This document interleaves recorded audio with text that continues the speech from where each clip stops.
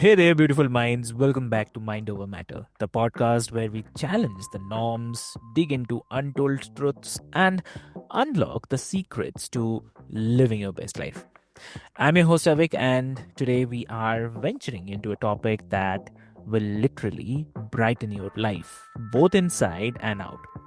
Here's the thing, we spend so much time indoors, right? Working, binge watching, scrolling, that we forget how much our bodies crave the natural world, the natural light, the sunlight, everything. But what if I told you that this isn't just about fresh air or the sunshine? What if it's about your mitochondria, those tiny powerhouses in your cells, and even your brain health? To shed light, to shed some light on this, I have got the perfect guest with me today, Jason Yoon. So, welcome to the show, Jason. Thank you very much for having me. Lovely, lovely. So, dear listeners, before we start, I'll quickly love to introduce you to Jason. So, Jason's story is incredible. Like starting out as a fitness and nutrition guru, only to discover that the real key to health wasn't in the gym or the kitchen, but in how we sync with the nature's rhythms. And now he's all here about circadian biology and helping people reconnect with the light, life, and their true selves. So, Jason, welcome to the show. I'm so much excited for this illuminating conversation. Yes, so am I. Thank you for having me again. Lovely, lovely. So, Jason, your story is definitely incredible and so relatable also. So, you have spent years helping people with the fitness and the nutrition, yet you found it wasn't enough, right? So, what was the aha moment that shifted your perspective? Yeah, yeah. The, yeah, the aha moment was when I, Mhm. probably around 2015, 2000 to 2018, I started feeling the effects of my lifestyle. Basically, Mm. I was waking up at 4:30 to teach a Oh. strength and conditioning class at 5:15. Sometimes I was working out before that Mm. class started, and I was definitely doing it after. Um, but I started having basically hormone issues. So I had cortisol, uh, melatonin issues. So they were backwards. So when one is low, the other is supposed to be high, and then vice versa. But I was having energy issues throughout the day, sleep issues. I was typically waking up, scrolling through Instagram for the first 5 to 10 minutes, trying to find inspiration to get myself going. But as I've since learned, that's like the most horrible thing that you can do. But um, so as somebody who has had a health and fitness business and helping people with their health, um, getting hormone problems and not feeling my best was unacceptable to me. So I knew I needed to start looking in other directions. So that's when I was reintroduced to Dr. Jack Cruz, and I was first introduced to him in 2013, but I ignored his message because I had fitness programs, nutrition programs, and supplements to sell you. So Yeah. I wasn't ready for that. But I went full blown into his teachings about circadian biology, mitochondria, hormone health, seeing the sunrise, naked eyes, all that stuff. And it was a quick turnaround. I mean, I felt Mm. awesome within the first 30 days of doing it. And I was even doing it wrong. But eventually I course corrected. And each day or each month or quarter, I've added on new things. So ice baths, cold showers, grounding, all the stuff that he recommends and all the books he recommends. It's just compounding and raising my dopamine so I can think better and see the the true cause of why everybody's getting sick and whatnot. And that's basically my mission now, is to help people course correct who are ready to course correct and get them on the right path. Wow, that's awesome. I would say that's really awesome. And um, Also, one thing on this perspective only, I'm thinking um, like how did your personal health struggles, like the hormone issues, shape your understanding of what true health looks like? Well, that was the second time that I had been sick Mhm. in my lifetime. The first time was in my mid 20s. I Mm. had depression, anxiety, thoughts of suicide. Um, but I thought I fixed them with basically nutrition and fitness, and supplements. But uh, obviously, as I learned, that wasn't the case. So I've learned that fitness, nutrition, supplements, they have their place, but it shouldn't be Mm. the first go to or the second go to. Because Okay. obviously in January, I don't know how it is over in India, but in America, it's all about New Year's resolutions and all this stuff. And people are trying to, like, the number one um, resolution is basically lose weight. Uh, so going on a diet or starting to work out, it should not be the first thing that you think about when you need to lose weight. Um, Anybody who does need to lose weight, they have hormone issues and they have a circadian rhythm malfunction. That needs to be addressed first, because going on a diet and exercise can Mm. even further the hormone issues. So that's the first thing. It's like, it's not, for Mm. some people, it's like number 7, number 8, number 9, um, rather than putting it number 1 or number 2. Because, Uh, uh, yeah, because I always say, don't work out to lose weight and don't go on a diet to lose weight. Because usually when people are starting to put on too much weight, they're eating too little food. And sometimes when people come work with me and I coach them, a lot of times I will take the workouts completely away from them. And the only workout I will have them do is basically just walking outside in the sun. Um, so that's something that it's really taught me, that workouts are not the end all be all. I believe everybody should work out, um, but you have to be at a certain state. So you can't do it with hormone problems. You can't be leptin resistant or that or whatnot. You've got to be in a certain place. You basically got to be healthy to start working out and whatnot. Understood. Understood. And so you talk a lot about circadian biology and how light is more critical than food or the workouts. So for those who have never heard of this, so can you break it down for us? I mean, why is light such a game changer? Light light is known as one of our Zeitgebers. Hmm. Uh, so that's basically just an environmental cue that our body is supposed to pick up on. So light and temperature are the number one and number two Zeitgebers, so to speak. Yeah. So um, our our master clock is our suprachiasmatic nucleus. It sits right behind our retina, uh, and it is basically it's the master circadian clock. So it's what sets the circadian clock. That's why I always say the most important thing for your health is to see the sunrise with naked eyes. So no sunglasses, no contacts. If you do have eyeglasses, you pull the eyeglasses down so that sun can get into the eye. And that's going to set your circadian rhythm.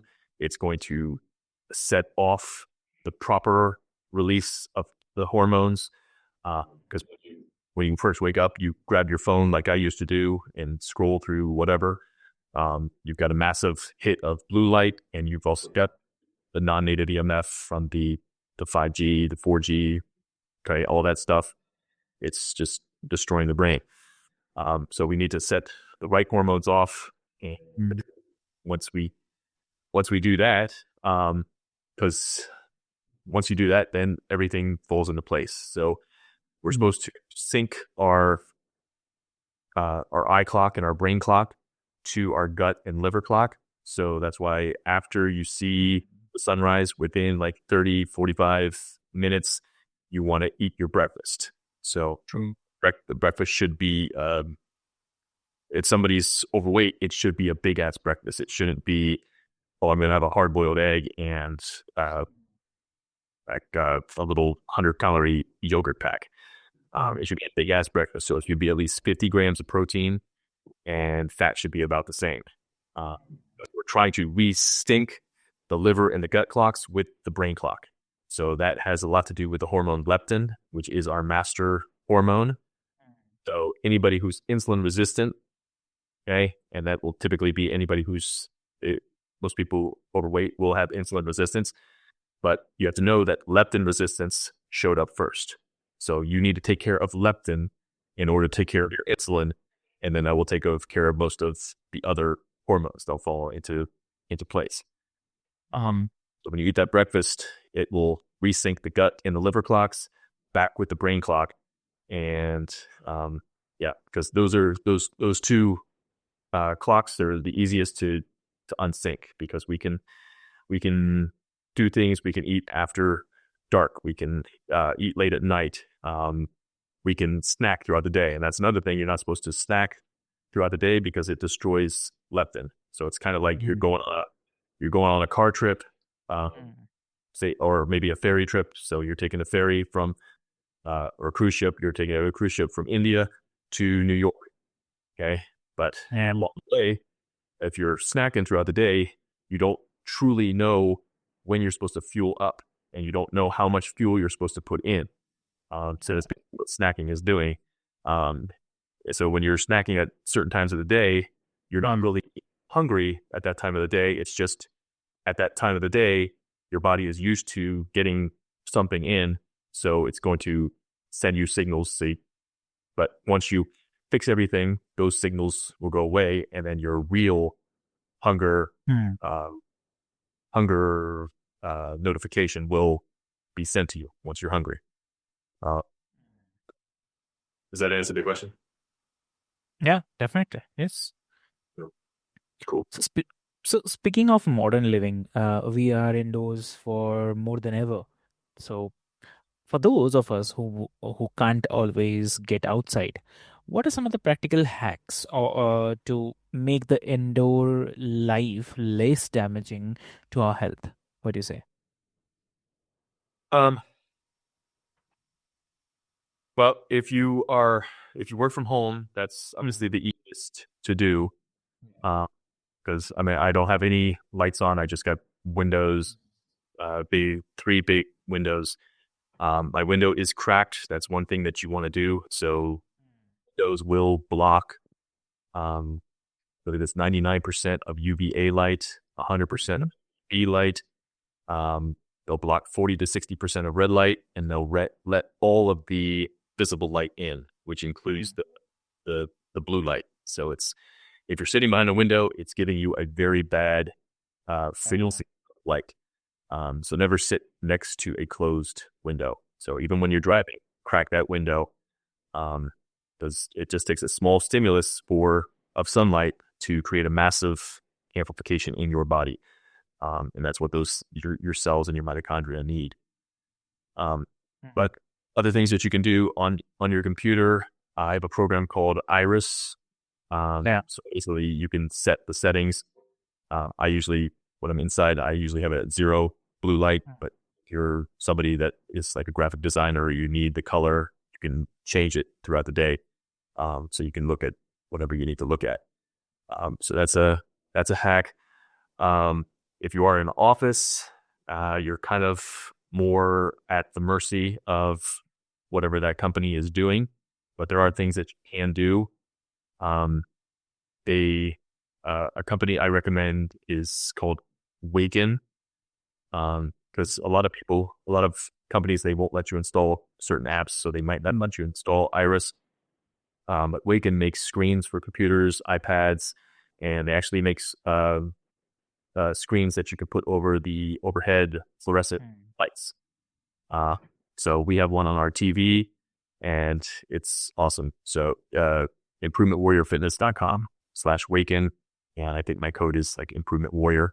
So that's been a game changer, especially for people in my house, my wife particularly, blue blockers. But when you have a screen on, it really protects everything. Um, Otherwise, that also you got to worry about non-native EMF. So Wi-Fi is a big issue. Um, People don't really think about that. Why?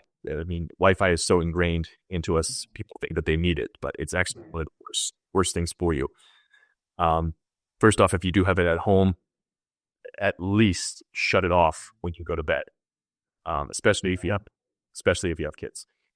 Um, One thing so think of Wi-Fi. We've got the Earth, and the Earth has a resonance to it, so it's got a heartbeat, and its heartbeat is basically the Schumann resonance, which is 7.83 hertz. So think of it as like 8 cycles Mm, per second. Now Wi-Fi is 2.4 gigahertz or 5 mm, gigahertz. So that's 2.4 billion cycles or 5 billion cycles. And if you have them both on, that's 7.4 billion cycles per second. And that's going to affect your mitochondria and your cells and the way you can think and all that stuff compared to just 8. Okay. It's huge. Um, so switching to Ethernet is something I recommend if you can, mm, especially at home.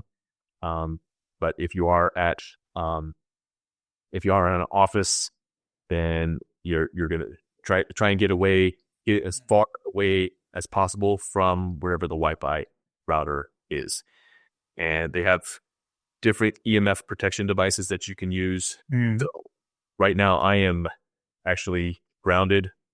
So I've got this clip, and it just clips on to a copper wire, and the copper wire goes outside my window, and then they screw it in to the actual ground. Um, I don't really like the grounding stuff where you can stand on it and then plug it into an outlet, because the outlets are electricity, and it's one of the things that it's a non-native EMF. It affects us. It mm, was the first EMF that really affects us. So they found that if you live next to the closer you live to a power line, the more likely you are to get like leukemia, especially for children. So, ah, um, but yeah, but also make sure everything is wired as possible. Wired mouse, wired keyboard. You don't want to have like Bluetooth stuff. Obviously, if you have to have calls, the wired ones are going to be way better than the Air Pods, and they actually make Air Tubes, which would be a step up from the wired because you're still getting EMF up and down that wire. yeah. But if you do have to make calls, obviously don't just, and you have to do it on your cell phone, on speakerphone, okay, a little bit away from your body, or landline. Never a cordless phone. That's just as bad as a cell phone. And yeah, so those are some tips. And I actually make most of my calls um, through Google Voice. So that way it's just, yeah, just done to my computer, whatnot. Lovely, lovely, Jason. It's really great. Thank you so much for your sharing your journey and wisdom with us today. And definitely, you have truly shown a light on how we can all take control of our health, not by doing more, but by reconnecting with what nature already gave us. So, uh, to all the listeners out there, let it be, I mean, let this be your wake up call. Literally, take a step outside today. Feel the sun on your skin and start paying attention to your light environment. And if you're ready to dive deeper into circadian biology, check out Jason's courses and programs. They might just change your life. And do not forget to subscribe, share this episode and with someone who needs it, and leave us a review for sure. So let's spread the light, both figuratively and literally.